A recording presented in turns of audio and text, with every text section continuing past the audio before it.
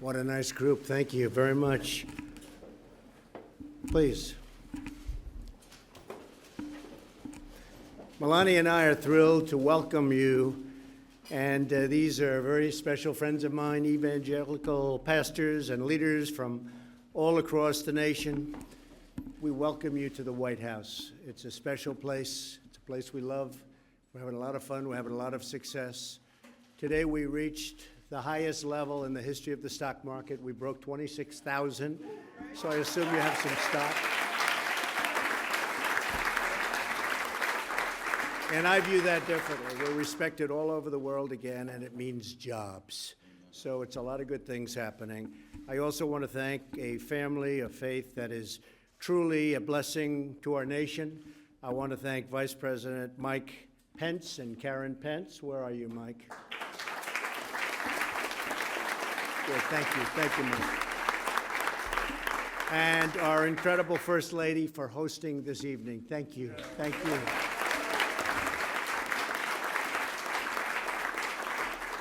America is a nation of believers, and tonight we're joined by faith leaders from across the country who believe in the dignity of life, the glory of God, and the power of prayer. Everybody agree with that? Yes.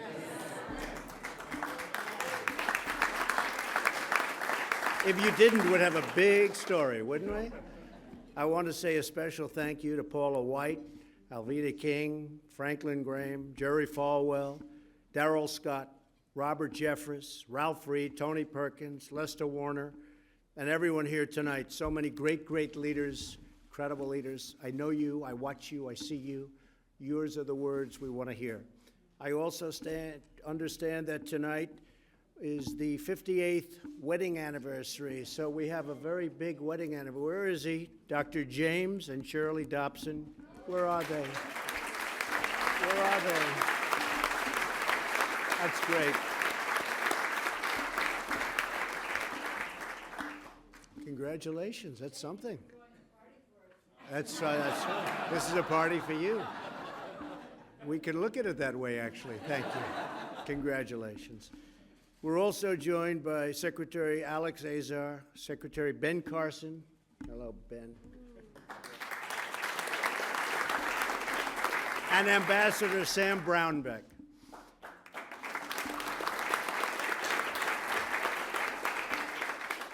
Before going any further, I want to extend our prayers and condolences to the victims of the tragic shooting in Jacksonville, Florida.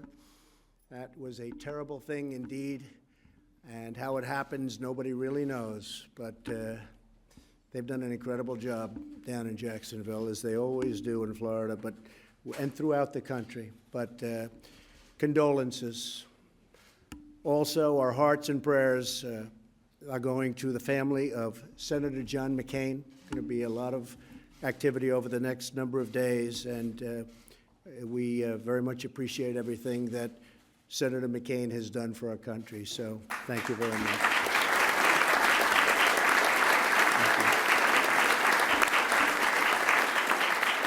We're here this evening to celebrate America's heritage of faith, family, and freedom. As you know, in recent years, the government tried to undermine religious freedom. But the attacks on communities of faith are over. We've ended it.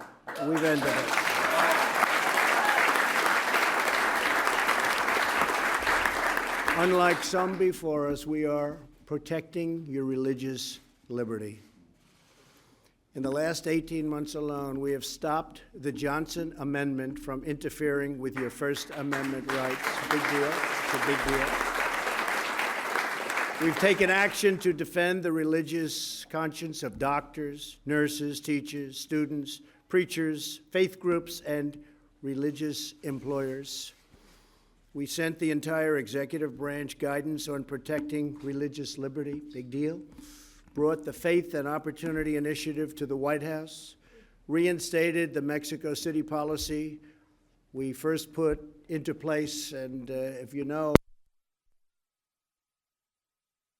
first under President Ronald Reagan, not since then, the Mexico City policy.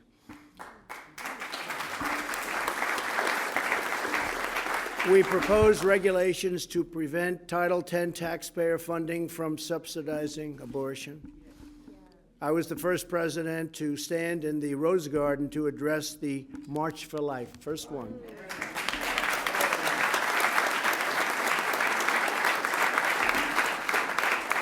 My administration has strongly spoken out against religious persecution around the world, including the persecution of Christians all over the world. What's going on?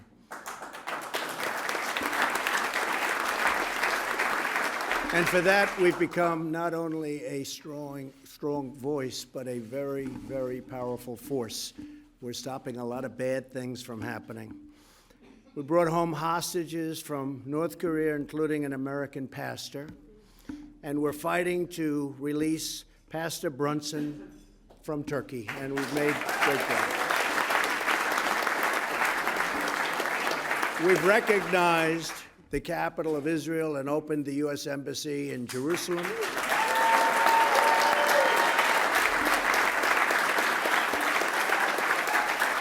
We're restoring opportunity for all Americans, African American, Hispanic American, Asian American. Unemployment have all recently achieved their lowest rates ever recorded in the history of our country. And women's unemployment recently achieved its lowest rate in 65 years. Very important to me, youth unemployment has reached its lowest rate in nearly 50 years. And unemployment for Americans without a high school diploma, think of that, has reached its lowest rate ever.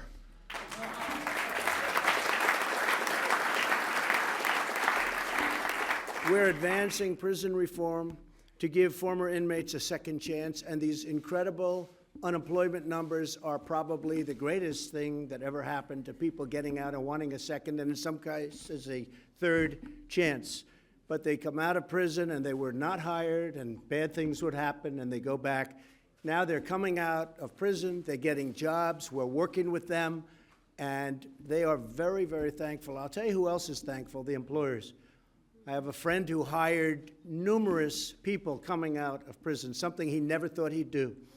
And in a way, he was forced to do it, frankly. He was forced to do it by the fact that he couldn't get people. He needed people. The numbers are so low in that community.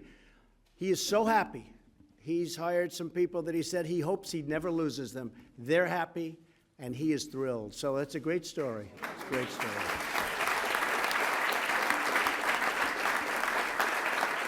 Every day we're standing for religious believers because we know that faith and family, not government and bureaucracy, are the center of American life.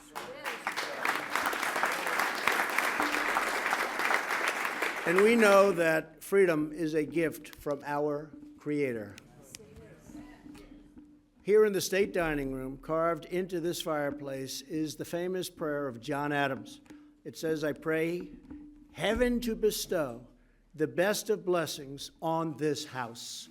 And that's really what it is. This is an incredible house. It means so much to our country, means so much to the world. And it means really so much to religion and to Christians. So it's an honor to have you. Together, we will uplift our nation in prayer, defend the sanctity of life, and forever proudly remain one nation under God.